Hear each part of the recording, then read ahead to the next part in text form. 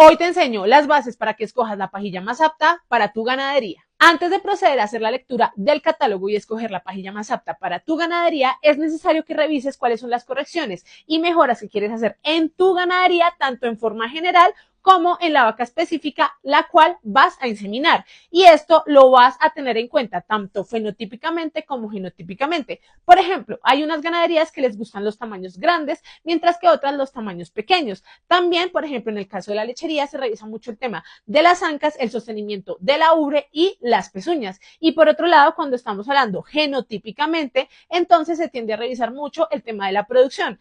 Pero en algunos casos las ganaderías tienen muy buena producción, pero resulta que tienen un conteo de células somáticas muy altas. Entonces, en ese caso, hay que hacer la corrección de las células somáticas para disminuirlas. Y también en algunos casos, por ejemplo, se presenta una alta mastitis que así se hagan muchos controles, pues tiende a no disminuir y de esta manera pues se requiere una corrección genética. Así que después de que ya tengas claro cuáles son las correcciones y mejoras de tu ganadería, procedemos a hacer una lectura del catálogo. Vamos a empezar con el análisis de esta pajilla, que es una pajilla brasilera.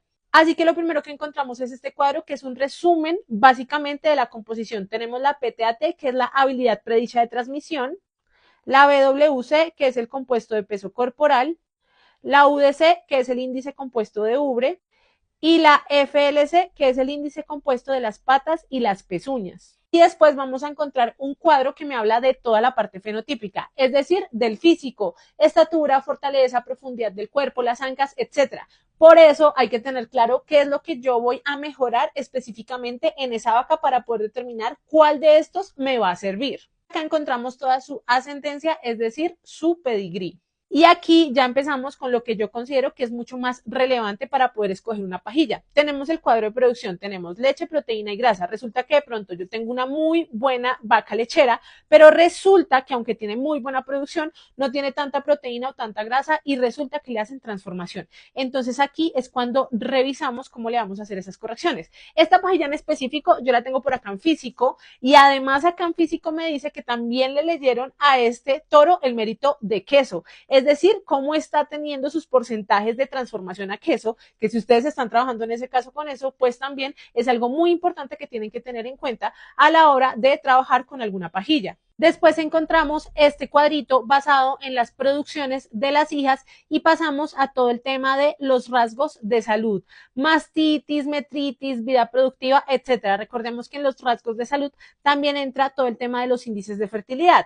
Así que si su ganadería está pasando por problemas muy complejos en fertilidad y sobre todo vacas en específicas, la inseminación artificial por medio de estas pajillas le van a ayudar a corregir estos problemas. Y finalmente, pero no menos importante y considero yo lo más importante, es el tema de la facilidad de parto, porque de nada me va a servir a mí tener muy buenos pies de cría si no voy a tener unas madres que todavía me sigan produciendo para temas tanto de leche para los terneros como de rentabilidad. Voy a hacer un ejemplo muy rápido de cómo escogería, en este caso, una pajilla. Entonces resulta que mis vacas están súper bien porque he venido haciéndole muchas mejoras genéticas, pero me he dado cuenta a lo largo del tiempo que han sufrido mucho de mastitis.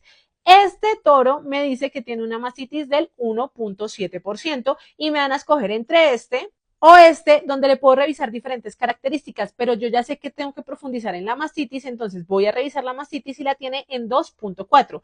Eso quiere decir que en este caso yo me quedaría con la otra pajilla. Por acá tengo esta otra pajilla que es de un toro Jersey, donde nos podemos dar cuenta en el cuadro inicial que tenemos tanto producción como la parte de salud.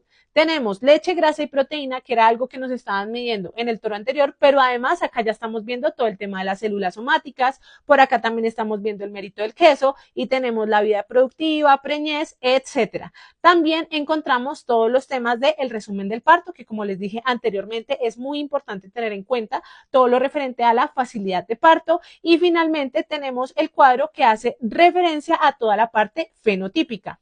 Y como ya sabemos qué es lo que específicamente queremos corregir en la ganadería, la mayoría de casas tienen unos tops tanto de razas, en general de toros y también de acuerdo a lo que se quiere corregir. Por ejemplo, en esta casa comercial encontré este top de fertilidad.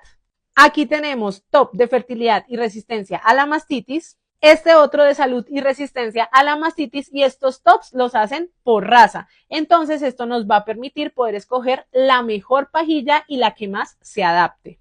Así que cuéntame cómo escoges las pajillas en tu ganadería, y si te gustó este video, dale like, comparte y sígueme para más contenido agropecuario.